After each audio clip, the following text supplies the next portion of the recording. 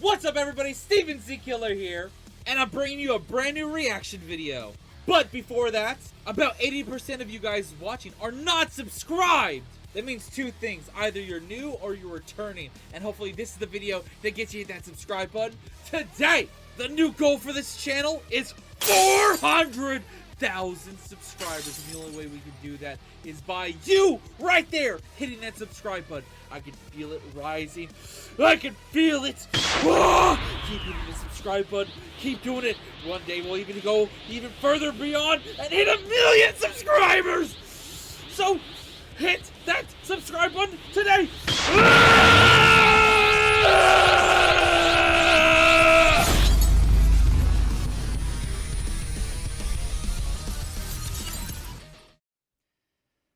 What's up everybody, Steven Z Killer here, bringing another reaction, and with the wrap up of Season 1 for Murder Drones, and the hype, and the amazing animation. If you guys haven't seen my reaction, I highly recommend you guys go check it out.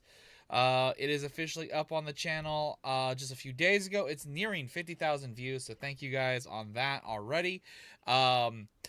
And I'm excited to check out more stuff, but I am also noted now, a lot of you guys let me know that besides the possibility of spin-off animated things that involve Murder Drone characters and other things in the future, Murder Drones does seem to be done. I still feel like with how it ended, there is a possibility for a second season, but they don't want to guarantee it.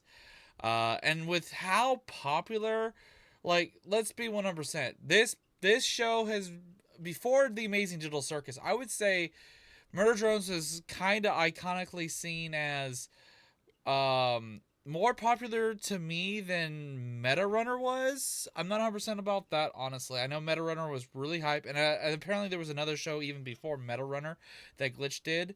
A lot of you guys let me know. I'm forgetting the name right now, so let me know down below. But I remember people said there was another show before Meta Runner by Glitch Pro. I don't know if that's true or not. I haven't really been, like, requested those either, and I tried to dive into Meta Runner. The videos didn't do well on the channel. I kind of just moved on. But Murder Drones has always been super popular since the get-go. It's been around 3 years since they dropped the pilot. And now that Season 1 is completed with everything that happened, I still feel like there's more to the story that they could technically do and maybe develop in the future for a Season 2, possibly. And people let me know in the description of the season finale, there was a little bit of info about what they may do, considering how they left it kinda with an open-ended situation. And a lot of you guys also let me know that I need to check out some of these breakdown videos or discussions or theory videos. And I absolutely love theory videos. You guys know that. Outside of game theory and film theory, I do check out some occasionally. I've actually reacted to this channel quite a long time ago. I believe it was for Has Been Hotel and or Hell of a Boss stuff. But this is by Cartoon Universe. Is Sin Really Gone? Murder Drones finale ending explained. And then another video dropped. Uzi just a hologram? How Sin stole Uzi's life explained. So we have these two videos dropped by the same channel. If you guys haven't already, please show your support by liking and subscribing to both videos and the channel and all that stuff. Now this channel does a lot of these type of videos, and I got a ton of these requests. I probably should have tackled it back when Season 1 of Has Been Hotel was very in the hype of popularity and everything. Season 2, I'll probably try to do more breakdown videos, reactions to stuff, like when episodes come out. A lot of people were asking me to do that, and I kind of missed the opportunity on that. So I'm not going to miss it on this. We're going to check out this channel and their breakdown theories and whatnot. And if these videos do well, of course, they'll be back. So let me know of other ones you guys want me to react to in the future. And let's check out the first one. This one dropped 2 days ago. Is Sin Really Gone? And then we'll watch this one which dropped yesterday. So I'm super excited to check out the theory and or discussion about the final episode. What's up, everybody? Episode 8 of Murder Drones is here, and as is often the case, some fans are a bit confused about everything that happened. So we're going to break it all down. I really enjoyed the season finale, by the way. That obviously means we're going to be talking about what the fuck? Details of the I remember watching this dude, and he had like a hell of a boss like design, not a he does a murder drone design. That's cool. Damn. finale, so go watch it if you haven't yet. The finale epically ended with Uzi Does he do that for every series? Oh, that's actually kind of cool. I like the that. essence of sin and somehow becoming infused with her. Something confirmed by the new color of her eyes at the end of the episode, but how exactly did this happen? Episode 7 had some big lore reveals and epic battles itself, leading to Uzi trying to save En by sacrificing herself. This caused a huge explosion, and episode 8 opens with us seeing the explosion from the outside perspective, which Uzi had essentially missed by being right at the heart of it. Here, there's a sudden shift where gravity begins to reverse on Copper 9 and things begin to float outward towards space. In one shot in the montage, we see the closet where Uzi's father kept the writings and art of Nori. This contained all of the visions and warnings of an apocalyptic event where the absolute I'm so looking forward to Film Theory breaking down the season finale and whatnot. Finally happening in the finale. This scene is haunting, but it has an even more chilling effect. I've been seeing a lot of reaction channels do this too. Would you guys want me to grab all of my reactions and combine them into one big one? Like, I know I did a reaction recently where I rewatched all 7 episodes in a live stream, but I've also been seeing a lot of people doing the thing where they get every episode, they cut out their intro, and they smash it together basically for one giant reaction of the episode. Would you guys want me to do that in the future? Soon? I'd probably have to do it soon while the iron is hot about murder drones. Let me know down below. Also, now that Murder Drones is over, and I still feel like there could be something in the future for a season 2, would you guys want me to do another Murder Drones marathon where we watch all of it together, and maybe you guys can point out things I may have missed in my initial watch? And if you guys never saw, I did try to rewatch it a second time, but I had internet issues. Watch directly after episode 7, and would perhaps fit perfectly right after Uzi falls into the pit, but before she awakens in space, giving us the creepy result of her sacrifice, complete with the dead human bodies beginning to drift into space with all of the debris. During this, Uzi's teacher is grading an essay of hers where she apparently has gone insane, simply writing, "I am God, I am God, I am..." Oh, I didn't even notice! I didn't even notice this was Uzi's. God over and over again. This would be recent, sometime after she had started to connect with the Absolute Solver and experience the godlike powers that had been clearly driving her mad. By the end of this episode, Uzi's sacrifice will have led her to absorb the power of the Absolute Solver and become something of a god. Following this, we return to where episode 7 left off, with Uzi in space, but she isn't alone. First, she meets her mother Nori, still in her core form. Uzi cannot speak in space since the sound... I do wonder if, technically, because she's at a core, couldn't they put together some robot body from the dead robots and technically give her body back? But it wouldn't be her original, of course. But couldn't they possibly do that in the future? And won't travel out there, but she can put text on her screen, which Nori can respond to with scratches on floating debris. Through this, Uzi asks how to stop the Absolute Solver, particularly how to stop her from controlling Uzi, since the USB patch was destroyed in the previous episode. Nori gives Uzi back the skull bracelet and insists that Uzi will be fine as long as Uzi isn't a little bitty. Yes, I said bitty because that's what I assume the word is since it's censored.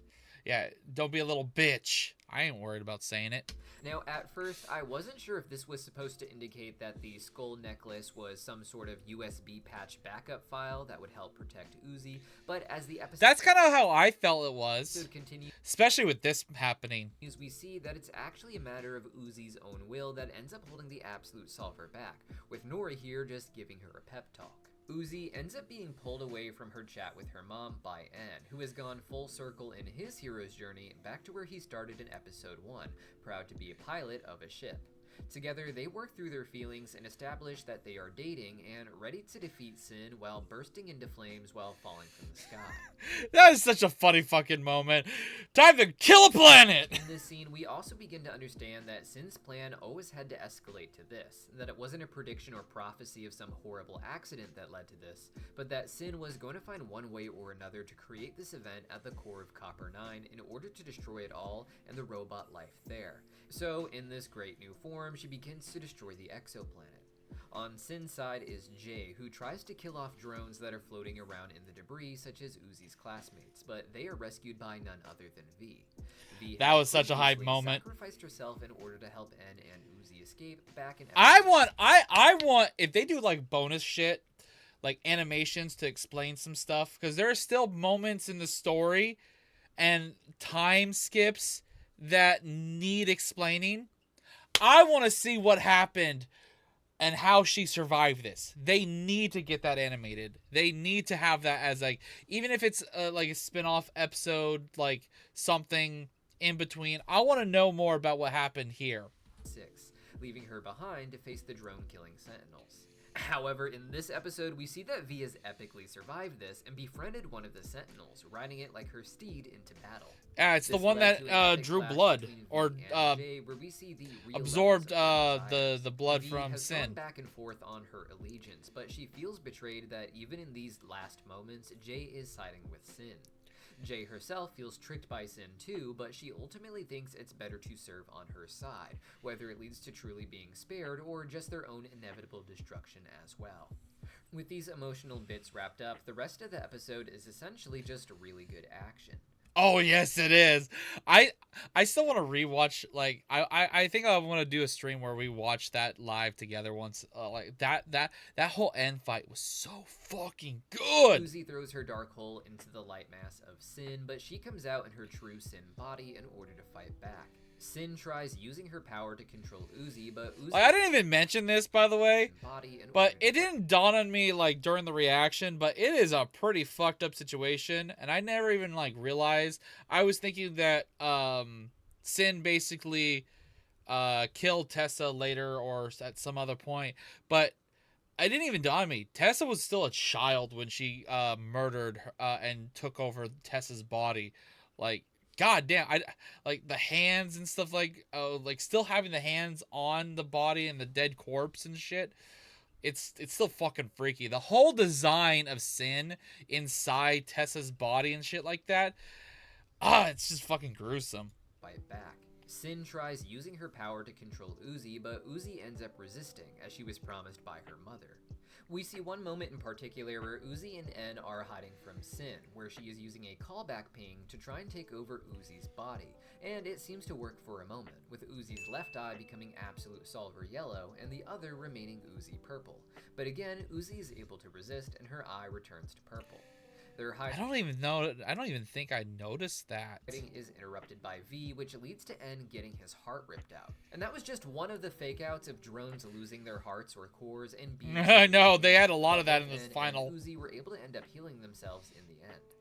The battle, despite those scary moments, was mostly about how cool Uzi, N, and V had all become as a team, gaining control of the powers that the Absolute Solver had given them, to such a degree that they were able to fend Sin off when working together. Uzi, in particular, had been struggling with Sin controlling her, but now through the clever use of the Absolute Solver's power, Uzi was able to grab the heart of Sin herself. According to Nori's asteroid writings when talking to Uzi, it's the heart of Sin that needs to be destroyed in order to defeat the Absolute Solver forever, as no backup could seemingly replace her. This made Sin seem perhaps really easy to defeat in the end, but that makes sense considering the elaborate lengths that Sin had gone to in order to not interact with... I know a lot of people were complaining that the fight seemed too easy. I think it was a pretty damn hard fight. Yeah, there were some moments that probably could have lasted a little bit longer. People directly, even trying to pass herself off as Tessa to... Like, a lot of people were complaining about how short the episode was. I don't mind it. That easy, and even with a heart reduced to some condensed black hole null matter, Sin's influence is still able to take form around Uzi, leading to what the real ending of the story is all about: Uzi eating the Absolute Solver. To Uzi, this perhaps seemed like the only way to stop the absolute solver, with it having one of two potential outcomes. Also, I realized something too. She always says, "Bite me," and she ended Sin by biting Sin's little fucking soul heart, soul absolute solver thingy.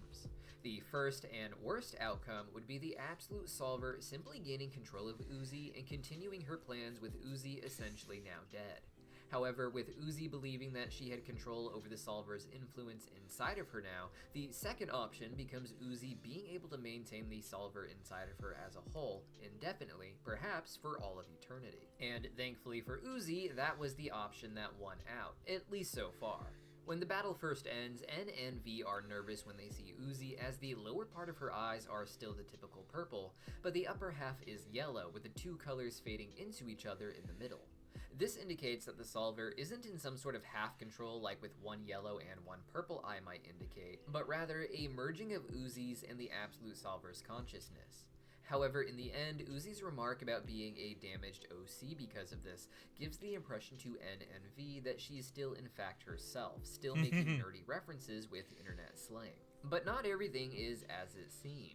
Uzi, interestingly, ends the story where it began, giving a class presentation on everything that they had That's so fucking true. Holy shit. been through in that season. This is a reference to her first presentation in the first episode, where she shows the circular hero's journey in her presentation, with it being a loop that always has the hero returning to the beginning. In the hero's journey formula, it is common for the character to leave the comfort of the home in order to realize that they actually do love their home and return to it in the end, and that is exactly what Uzi does here. However, there is something cryptic in the presentation. A piece of artwork shows the absolute solver symbol with the words "I am not solved," indicating that the solver's presence still influences Uzi's actions and is leaking out into her art. What Uzi says in the scene can also be seen as true for both Uzi and the solver. I hope I still have hope for season 2. I really think there should still be a season 2. For Uzi, it's the return to the bunker itself that I'll makes it say accept that side she like doesn't actually videos mean and or But for the animations. solver, it's a return But to a I more want limiting more. I form, want learning more. to I not like just it too much. being another drone among drones. However, the solver does also seem to have direct control over Uzi's tail, it would seem. We see this in the post-credit sequence, where the solver, through Uzi's tail, suggests putting on a bow, ignoring the fact that her solver ability still seemingly randomly cracks mirrors so she can't see how she looks. This shows that the solver on 3 different levels will continue to be an annoying influence in Uzi's life. The stress that the solver feels seems to be leaking out through Uzi and her art. The solver also exists in her tail, talking to her directly, and her powers seem to be leaking out in little bursts, making things just a little bit more annoying. But at the end of the day, Uzi seems to think that she is the one in control. But is it perhaps possible that, like always, the solver has a plan and that she can just bide her time before one day escaping? The show is officially over, with it being said that this is the series finale, not just the season finale, which would indicate a season 2. But this idea does leave open the door for a future story if they ever choose to return to it. Like, that's what I feel like. They've chosen to end the series with not guaranteeing a second season, but they left it open-ended for the possibility to change their mind in the future. Financially, this show is very taxing. Animation, all that stuff, it is very financially taxing. Now, of course, Glitch Productions makes a lot of money off this, but they also spend so much on everything. It wouldn't even have to be in the same expensive, dramatic fashion, but we could see more bits of these characters' lives in the form of comic Yeah, books they did this thing, from yeah. the Glitch in subscription service, or even a real return to the series form in a few years if interest in the show continues or even grows. I don't think the fan base is going to let this show die, honestly. But for now, I think it's safe to say Uzi is going to be just in control of the solver, trying to enjoy her normal life, but also having some annoying problems along the way. And I will say, there will be a Murder Drones marathon if it ever does come to us that season 2 will happen. But what do you guys think? And what do you want me to discuss for this big round of Murder Drones videos? You can 100% expect me to do a big mythological breakdown like the ones I did for Adventure Time and Hazbin Hotel after their recent video. Yeah, I remember getting a lot of requests. I missed my opportunity on that. I don't know. Maybe I'll have to come back and see some of his stuff before season 2 of Hazbin Hotel comes out. But what other topics would you like me to break down for the series? For those who like Murder I like how he breaks down and all that stuff. Drones, you may also like Serial Experiments Lane. And if you do like Lane, you might like that I did a big video breaking down its lore and history for those who are confused by the plot. Definitely check out more on this channel. And of course, if you guys have other suggestions and this video does well, of course, there'll be more in the future. Let's get into the second video. Uzi, just a hologram?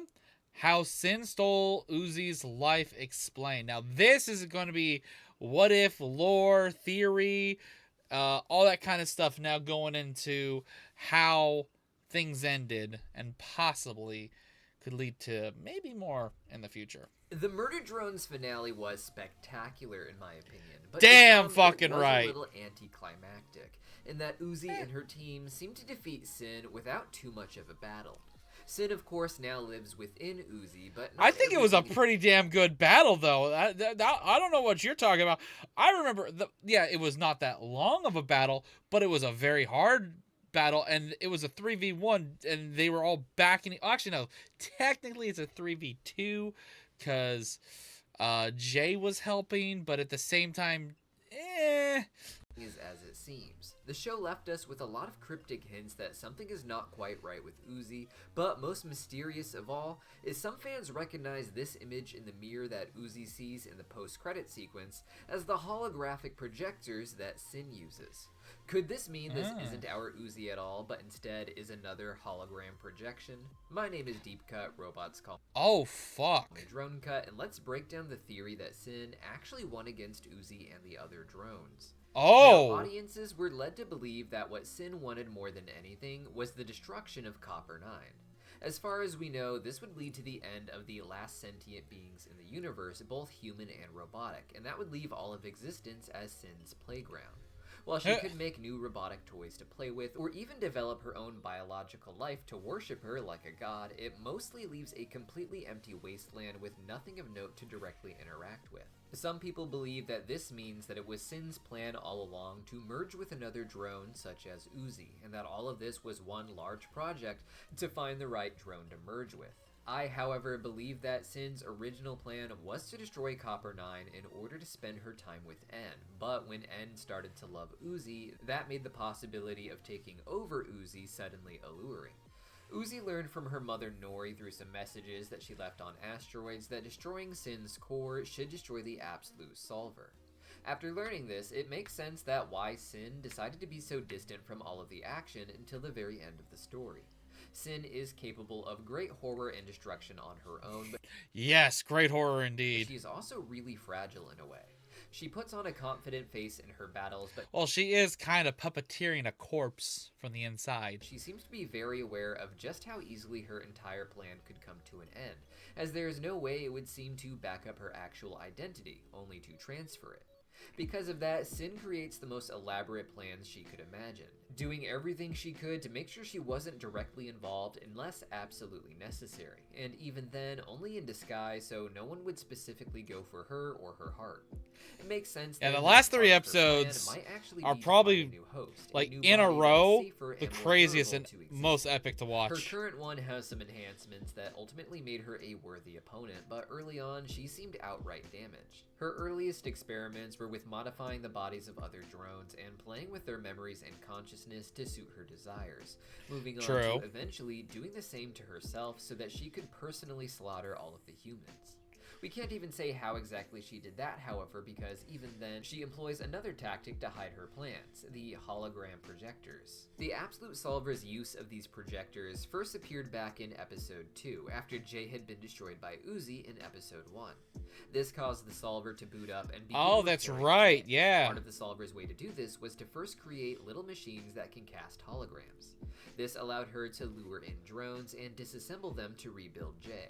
In the recent and the holograms actually did look very realistic at times, where it was until it wanted its prey to know that it was a hologram, you couldn't fully see it as a hologram. Finale, we saw that Sin had projectors around her to change her into different images. However, it also seems to be able to cloak her entirely to be invisible, as the projector itself is definitely able to cloak itself. When we see Sin running around and seemingly teleporting, I think most of what we see are actually just holograms. Sin herself seems to glitch in and out Oh, for these little bursts, indicating so they are it's just a holograms ploy. cast in different directions, Well, she's while Sin invisible. herself is cloaked. This allows her to run directly the very short distance to Uzi while making it look like she's appearing everywhere to confuse her, perhaps only becoming visible in the actual attack to prevent Uzi from using some sort of robot vision that can more accurately detect her when she goes invisible. She even uses this to completely change her image, tricking Uzi into thinking she actually hurt N. The power of the projectors allows her to very directly do what she wants while making it look like she's all over the place and rather unpredictable. When she slaughtered the humans, she may have done it in a really simple way, avoiding detection mostly because of her holograms confusing everyone into not knowing what was actually going on or what of her to attack. Though at some point she did seem to have some sort of mastery of this monster form. The point of this is really that the projectors are a very important part of Sin's identity and motives, showing very directly her desire to be able to just become other people, to trick others and suit her needs. This plays out without the projectors as well, such as we see with Sin trying to become Tessa. Sin being Tessa was another early theory that a lot of fans really disagreed with, but as soon as someone in the audience pointed out that Tessa was posing similar to Sin with her hand under her chin, I knew that it that was posing similar to Sin. Oh, I never even noticed that. Holy shit. Sin with her hand. Yeah, with the whole like creepy way she does that shit. Yeah. Chin, I knew that it had to be her. Sin doesn't seem to want to really be alone, but in fact, one thing she loves is pulling off her plans with the help of characters like N, not being entirely aware of who or what they are. She likes seeing what he will do, how his more positive nature will influence things, and how it will change the way he reacts to her own plans for him. And a large part of that was likely because of Tessa. Tessa was the god of the drones in the mansion. She was the one who cared for them and doted on them and chose who was special and who was not. And for Tessa, the most special drone was always N. Sin really wanted to become Tessa, who she saw as a child treating drones like her toys or pets. Sin wanted to be the one playing with the drones and even humans as her own toys and pets, making up games of pretend where she programs the scenarios. But because of her love for N, what she really wanted to be in the end was Tessa. At first, Sin seemed happy to let Tessa live if she didn't interfere with Sin's plans, but because Tessa did, Sin decided to kill Tessa and wear her flesh like a costume. Yeah, pretty fucked up. With a little programming, she was able to replicate Tessa's. Like in this form, it really looks like Tessa's like an adult, so that's why it didn't really dawn on me, or I didn't realize that. Yeah, Sin killed Tessa like back in that flashback when she was still a child, like I don't know, 12 years old-ish, kind of. She wasn't that tall, and she definitely looked like around probably between 12 and maybe at most 15. So yeah, she was fucking young when Sin murdered her and used her skin as a fucking suit. His voice and come to Copper 9 disguised as the person that N loved most, at least until he met Uzi. It would seem to me then that Sin's original plan was really to destroy Copper 9, leaving the universe as a wasteland where N, or some version of him, could think that he is with Tessa, and they could spend their time together just loving each other the way a human woman loves a servant robot. Sin didn't really seem to care what kind of relationship she had with N, as long as it was one where they loved each other. But that plan, as far as using Tessa goes, fell apart. It's possible that before getting to Copper 9, Sin tried this plan to be Tessa with the other versions of N that we see on the Earth, but that she was never able to pull that character off. Maybe our N was the last attempt that Sin made to beat Tessa. Maybe it was the only attempt, but either way, that attempt failed and Sin's plan was ruined. She could perhaps still destroy Copper 9, but even if she made new versions of N, none of them would be the one she wants, which I assume is some version of the original N that is retained in our own, but that N has fallen in love with Uzi. Wouldn't it make sense then that Sin wouldn't necessarily want to destroy Copper 9 anymore, but rather to move to the body of the next person that N loves? If she failed as I can kind of see that as a ploy for season 2, and what they could try to do is try to remove Ultimate Solver out of Uzi to save Uzi from being completely taken over. In a sense, like Uzi's still alive, but internally is fighting for control constantly, probably. Tessa, wouldn't it make sense to try and become Uzi next? In the beginning of the episode, when trying to get an idea of the motives for Sin, she simply says it's easier to assimilate than explain. But what if she meant assimilate with Uzi instead of explaining that what she really wanted was to be close to N by any means necessary? Uzi eats the heart of Sin, which causes their eyes to blend together, half purple and half yellow, but not everything is right from here. While Uzi acts like herself, claiming to be a damaged OC, there are hints that she's genuinely not alright, or not even truly herself. When she gives a presentation to the class, we see artwork she draws with images of the Absolute Solver that says, "I'm not solved." Yeah, that is a big indication. Something I mentioned in previous videos, hinting at the Absolute Solver having more control than we see. In most cases, Uzi and the Solver seem to share control of the body, with Uzi being the dominant identity presented, although that may be partially an act. When looking at her mirror in the locker, Uzi's eyes shift to full purple, indicating her own control, and her tail suddenly becomes yellow, the color of Sin, and uses Sin. I didn't even notice that it did. Okay, so when the tail is talking, I didn't even notice that the eyes went full purple. His voice. When in class with her blended purple and yellow eyes, her tail is also purple, giving the impression that this is a merged personality and that the true Uzi is only visible when Sin retreats entirely into the tail. This may be a choice, or it may be from the two having a bit of a disagreement internally that causes them to unblend. It seems rather casual when it happens, with Uzi just being annoyed by the mirror and Sin's comments, but everything hints at something a bit darker. In this scene, Uzi's looking in the mirror that is cracked because of her Absolute Solver power, with the shattered glass hinting at her fractured identity. For a second, Uzi glitches out, the same way Sin did when she teleported or when she transformed to look like N. When this happens, she becomes the projectors themselves. This could be symbolic, internal, something of a hallucination that reminds Uzi and the audience that the yellow parts of her eyes are still Sin, even if Uzi is there too. It's hard not to look at the mirror with the black tape and not see the white frame as the head of Sin, with the dark tape being her dark hair that she had later in the series.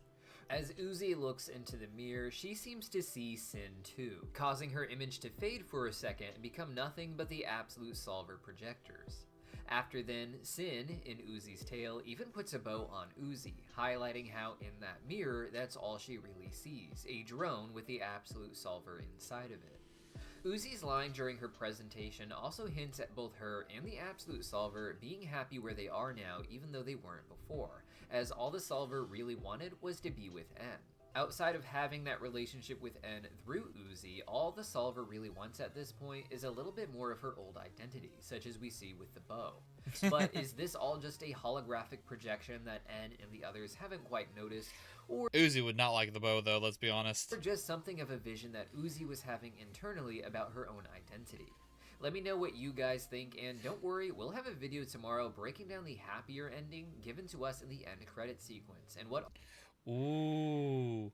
I'll definitely have to come back to watch more. all your favorite characters went on to do. We'll also be doing a Hey, thank you for subscribing. in-depth lore video for the series, like the ones we did for Has-Been Hotel and Adventure Time after their recent finales. So go watch those if you haven't, or even the one we did on Serial Experiments Lane over on... Hey, if you guys get this video up in viewership and likes and all that stuff and show that you guys love this type of stuff, I'll definitely have to check out more of this guy's channel stuff. Has-Been Hotel, probably something I gotta probably check out. The breakdown, like for the season finale wrap-up video that he talked about. I may do that for before season 2 of Has-Been Hotel starts. So let me know what you guys think. Hope you guys enjoyed this. Stay tuned for more. Hit that subscribe button, and I'll see you in the next video. Till then, later.